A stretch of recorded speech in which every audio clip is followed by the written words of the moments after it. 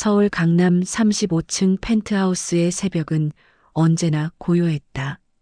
2025년 초봄, 한강이 내려다 보이는 창문 너머로 잔잔한 물결이 일렁이고 수연은 새벽 6시에 눈을 떴다. 침실 문을 열고 복도로 나서는 그녀의 걸음걸이는 나이를 무색하게 할 만큼 단단했다. 50년 넘게 매일 아침 요가를 해온 덕분이었다. 주방에서는 이미 커피 머신 소리가 들렸다. 며느리 지은이 에스프레소를 내리며 수연을 힐끔 쳐다보더니 시선을 피했다. 며느리 지은은 겉으로는 항상 공손했지만 그 공손함의 가장자리에는 날카로운 무언가가 숨어 있었다. 수연은 그녀의 눈빛에서 스쳐 지나가는 짜증을 놓치지 않았지만 아무 말 없이 물 한 잔을 따랐다. 물이 유리컵에 채워지는 소리만이 정적을 깼다. 아들 민준의 방문은 여전히 굳게 닫혀 있었다. IT 회사 임원인 그는 새벽 2시까지 노트북을 붙잡고 있다가 이제야 잠든 참이었다. 어머니와 마지막으로 제대로 대화를 나눈 게 언제였는지 민준 자신도 기억하지 못했다. 아니, 기억하려 하지 않았을지도 몰랐다. 그에게 어머니는 점점 투명한 존재가 되어가고 있었다. 거기 있지만 보이지 않는 공기 같은 사람. 5년 전 남편이 세상을 떠나며 남긴 유언장은 가족에게 예상치 못한 지진이었다. 건설회사 사장으로 평생을 일군 그는 재산 대부분을 아내 수연에게 물려주었고 민준에게는 주식 일부와 현금만 남겼다. 장례식이 끝나고 일주일 후 밤 지은은 민준의 귀에 속삭였다. 이상하지 않아요? 아버님이 왜 당신한테 그것만 주셨을까요? 우리도 가족인데. 그날 이후 집안의 공기가 미묘하게 그러나 확실하게 바뀌었다. 수연은 매일 청소와 요리를 했고 손주까지 돌봐주었다. 지은이 피곤하다고 하면 설거지를 대신했고 민준이 바쁘다고 하면 손주 학원 픽업을 다녀왔다. 어머님이 하시는 게 더 익숙하시잖아요. 지은의 말에 수연은 언제나 고개를 끄덕였다. 하지만 지은이 친구들과 카톡하며 시어머니 무급 가정부 키읔키읔 나는 메시지를 보낼 때 수연은 우연히 거실 테이블에 놓인 지은의 휴대폰 화면을 보았고 그 글자를 읽었고 조용히 웃었다. 그녀에게는 비밀이 있었으니까. 서울대 법대 졸업장, 대형 로펌 파트너 경력, 그리고 1990년대부터 쌓아온 부동산 투자 포트폴리오. 남편의 유산은 사실 빙산의 일각에 불과했다. 진짜 재산은 수연 명의의 은행 계좌와 금고 속 땅 문서들 안에 숨어 있었다. 강남의 상가 건물, 분당의 오피스텔, 판교의 오피스 빌딩, 제주도 해안가의 광활한 땅, 그리고 로펌 동료들을 통해 투자한 스타트업 주식들까지. 수연은 혼잣말을 중얼거렸다. 왜 알려줘야 하지? 그들이 알 필요가 있나? 창밖으로 새벽 안개가 한강을 덮고 있었다. 마치 자신의 정체를 감춘 것처럼. 민준이 거실로 나왔다. 헝클어진 머리에 구겨진 티셔츠를 입은 그는 어머니 옆에 서서 한동안 한강을 바라보다가 조심스럽게 입을 열었다. 어머니, 유언장, 다시 한번 생각해 보시는 거 어때요? 아버지가 그때 정신이 온전하셨는지도 모르는 일이고. 수연은 대답 대신 미소만 지었다. 그 미소 뒤에 무엇이 숨어 있는지 민주는 상상조차 못했다. 어머니가 자신의 모든 계획을 이미 알고 있다는 것을 그는 꿈에도 몰랐다.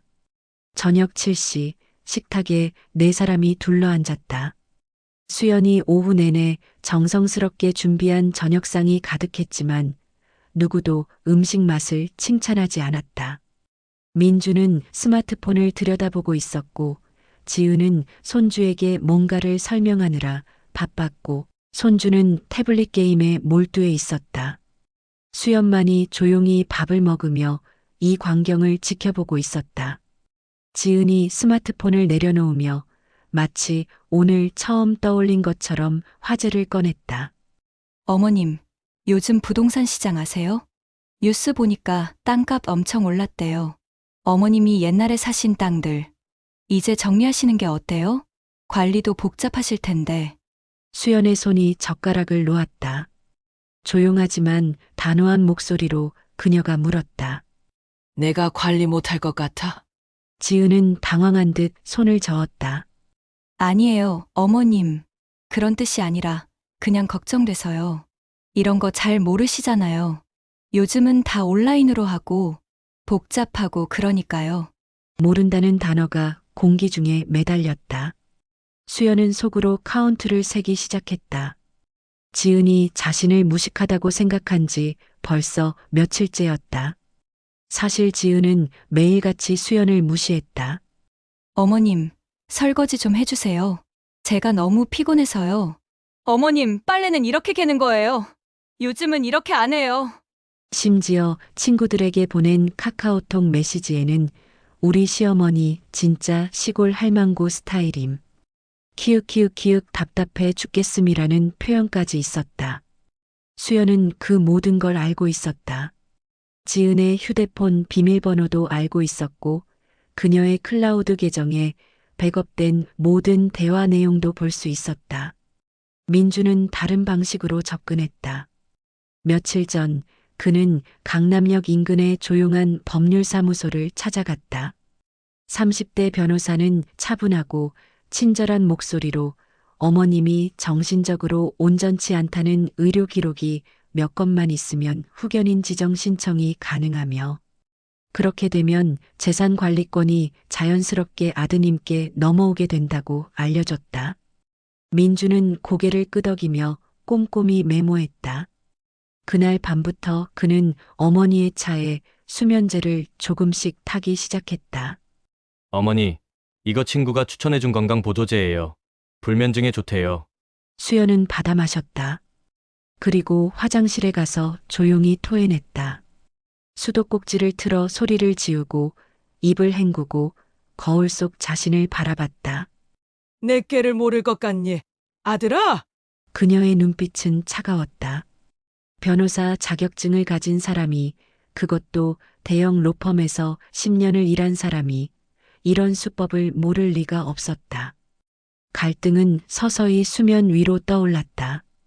지은은 수연이 산책을 나간 사이 그녀의 방에 들어가 서랍을 뒤졌다.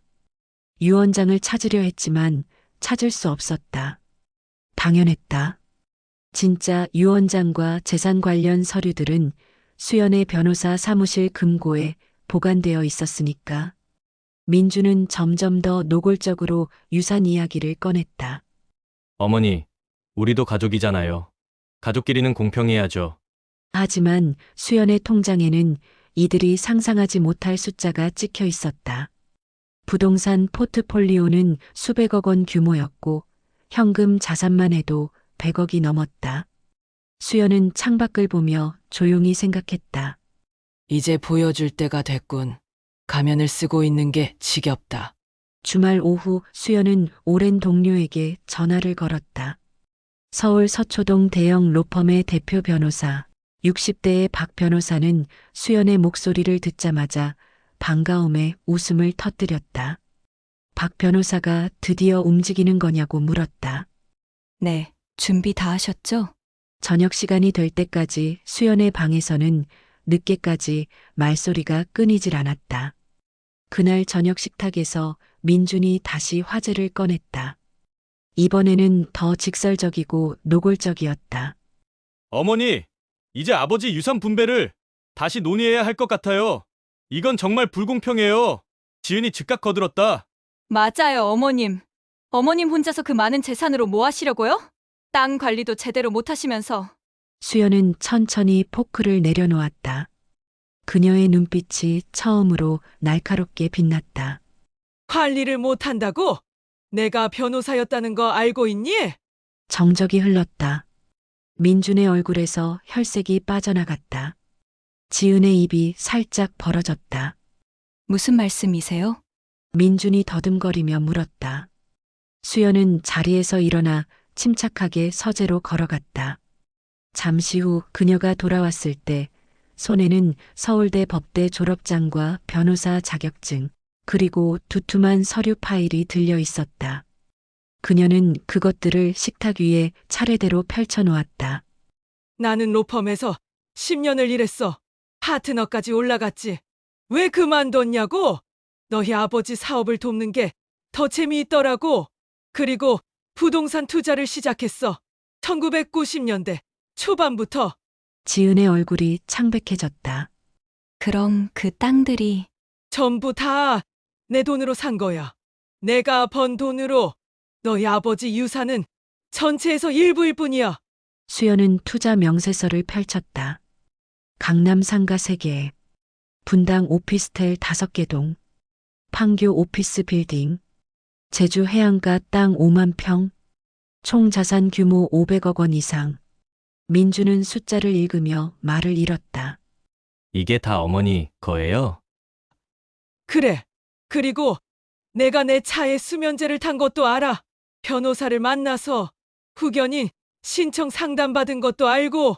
그 변호사 내 로펌 후배야. 민준의 얼굴에서 모든 표정이 사라졌다. 지은이 고개를 저으며 소리쳤다.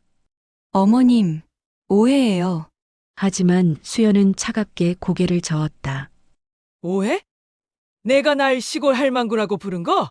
친구들한테 보낸 카카오톡 메시지 전부 봤어. 내 휴대폰 클라우드 백업이 내 계정으로도 연동되어 있더라. 지은의 입에서 신음 같은 소리가 새어나왔다. 수연은 계속했다. 민준아, 넌 매일 밤 내 차에 수면제를 탔지? 나를 정신 이상자로 만들려고. 그래서 후견인 신청하려고. 식탁은 순식간에 아비규환이 되었다. 민주는 변명을 늘어놓았고 지은은 울음을 터뜨렸다. 하지만 수연의 표정은 더욱 차갑게 굳어갔다. 이제 끝이야. 내일 새 유원장 공증받으러 간다. 너희는 이제 이 집에서 나가. 다음 날 아침 민주는 어머니 방문 앞에 무릎을 꿇고 있었다. 그의 눈은 충혈되어 있었고 얼굴은 수척했다. 밤새 한숨도 자지 못한 흔적이 역력했다. 어머니, 제발 한 번만 용서해 주세요. 제가 미쳤었어요. 하지만 문은 열리지 않았다. 수연은 침대에 앉아 창밖을 바라보고 있었다. 아들의 애원 소리가 문틈으로 새어 들어왔지만 그녀의 마음은 이미 단단하게 굳어 있었다. 지은은 거실 소파에서 밤을 샜다. 화장은 번졌고 옷은 구겨졌으며 눈 밑에는 다크서클이 짙게 내려앉아 있었다. 그녀는 휴대폰으로 친구들에게 메시지를 보냈지만 아무도 답장하지 않았다. 오후 2시 서초동 법무법인. 수연은 박 변호사의 사무실에 앉아 새로 작성된 유언장을 천천히 읽었다. 재산의 70%는 사회복지재단에 기부, 20%는 장학재단 설립, 그리고 민준에게는 10%만 남긴다. 이 정도면 살아가는데 문제 없겠지? 수연의 질문에 박 변호사가 고개를 끄덕였다.